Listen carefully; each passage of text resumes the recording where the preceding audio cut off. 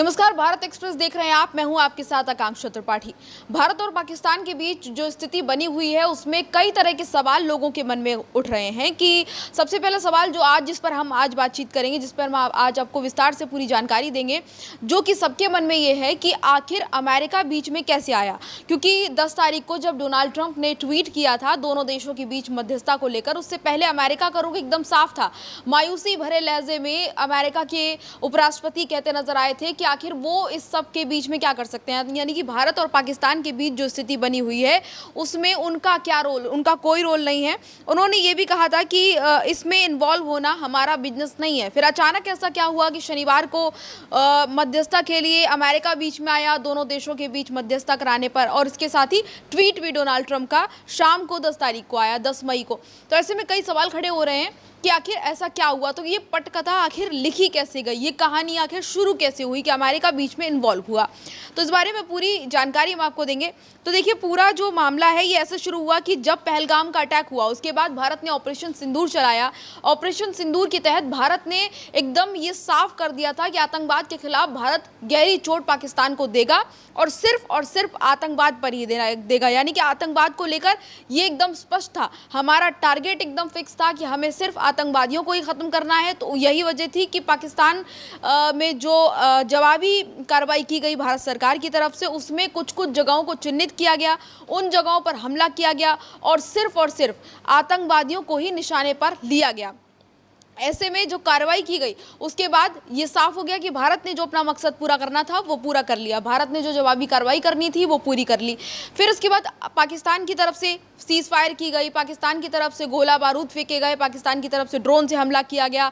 हालांकि भारत का defence system कितना मजबूत है ये पाकिस्तान को उस समय समझ आ गया और एक भी उनकी तरफ से फेंके गए बारूद से हमारा कोई नुकसान नहीं हुआ और हमारे डिफेंस सिस्टम ने सबको आसमान में ही डिफ्यूज कर दिया, सबको आसमान में ही मार के गिरा दिया।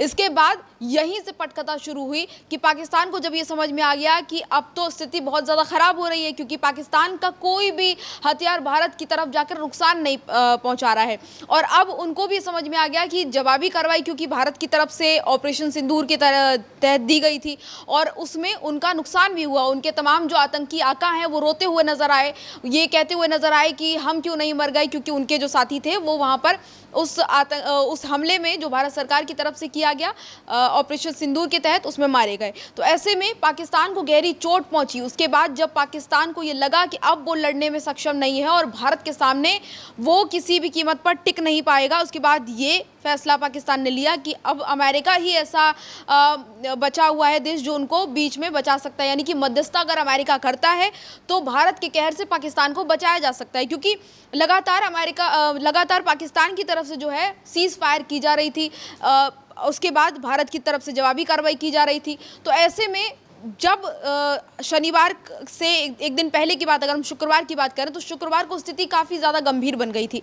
शुक्रवार को ऐसा माहौल बन गया था कि भारत ने जवाबी कार्रवाई में पाकिस्तान को चारों खाने चित करने के लिए उनके एयरबेस पर भी अटैक किया था, एयरबेस को निशाने पर लिया था, जिसके बाद उनको ये समझ में आया कि ये तो भाई मुसीबत बन गई और अब पाकिस्तान बहुत बुरी तरह से घिरता जा रहा है। क्योंकि पाकिस्तान ने ये जो कार्रवाई की थी, पाकिस्तान जो सीज फायर का उल्लंघन लगातार कर रहा था, उसकी बड़ी वजह यह है कि पाकिस्तान को अपने देशवासियों को मुंह दिखाना था कि हमने पहलगाम में अटैक किया। उसके बाद जब भारत अटैक कर रहा है तो अगर वो चुप बैठ जाता तो उसके खुद के देश में कई तरह के सवाल खड़े होते कि उनका देश कमज़ोर है। तो ये सिर्फ अपनी इज्जत बचाने के लिए पाकिस्तान लगातार कर रहा था और अपने आप को सही साबित करने के लिए। लेकिन जब पाकिस्तान को ये महसूस हुआ कि अब दिक्कत बढ़ जाएगी, समस्या बढ़ जाएगी, तो पाकिस्तान गया अमेरिका की शरण में और अमेरिका से बातचीत की। इसके बाद आपको बता दें कि अमेरिका के अधिकारी से पाकिस्तान के आर्मी चीफ ने बातचीत की और बातचीत में मध्यस्थता के लिए बात की। उसके बाद डीजीएमओ की, भारत के डीजीएमओ की पाकिस्तान के डीजीएमओ से बातचीत हुई। दोनों में बातचीत के बाद सीज फायर को लेकर सहमति बनी। हालांकि भारत का स्टैंड क्योंकि शुरू से ही क्लियर था, हम कभी भी नहीं चाहते थे लड़ाई झगड़ा करना, क्योंकि आतंकवाद फैलाया गया था पाकिस्तान की तरफ से, पहलगाम में अटैक हुआ था तो बस उसी की जवाबी फायरिंग, उसी के लिए जवाबी कार्रवाई जो है पाकिस्तान के ऊपर भारत की तरफ से की गई थी। जब वो लक्ष्य पूरा हुआ तो भारत ने इस बात से बिल्कुल अस्वीकार नहीं किया, भारत ने इस बात पे एक्सेप्ट कर लिया कि ठीक है, सीज फायर के उल्लंघन को हम दोनों नहीं करेंगे, इस पर दोनों की सहमति बनी। तो ऐसे में अमेरिका का इन्वॉल्वमेंट आया और उसके बाद फिर वो ट्वीट अमेरिका की तरफ से किया गया। तो ये पाकिस्तान की तरफ से जो चीज़ें उनको समझ में आ रही थी कि अब भारत ने जवाबी कार्रवाई करनी शुरू कर दिया है। रावलपिंडी में उनका जो नूर खान एयरवेज था, उसके साथ ही 4 मेन जो अड्डे थे पाकिस्तान के, उनको निशाने पर भारत सरकार ने लिया था।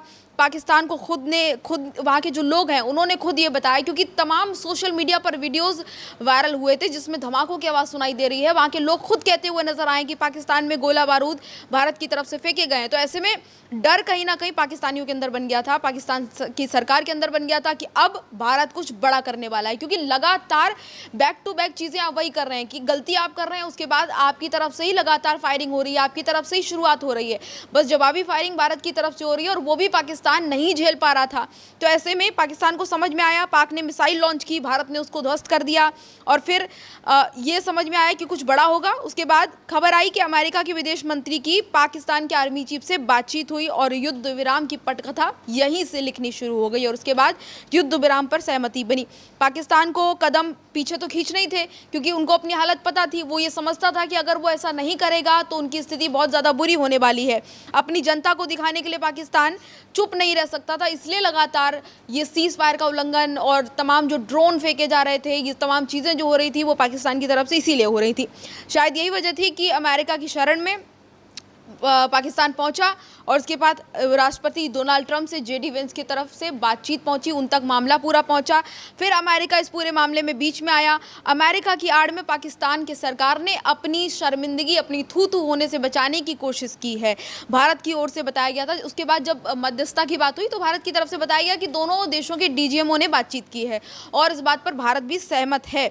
और करीब 9 बजे आपको याद होगा कि शहबाज शरीफ ने एक ट्वीट भी किया था जिसमें साफ तौर पर यह दिख रहा था कि अमेरिका का जो प्रेशर है वो कहीं ना कहीं साफ तौर पर दिख रहा था, क्योंकि राष्ट्रपति ट्रंप को शहबाज शरीफ ने शुक्रिया अदा किया था। उन्होंने दक्षिण एशिया में शांति की जो कोशिश की गई है अमेरिका की तरफ से, उसको लेकर शुक्रिया अदा किया। उन्होंने ये भी कहा कि शांति कायम करने के लिए जेडी वेंस और विदेश मंत्री मार्को रूबियो के योगदान की प्रशंसा करते हुए वो नजर आए थे।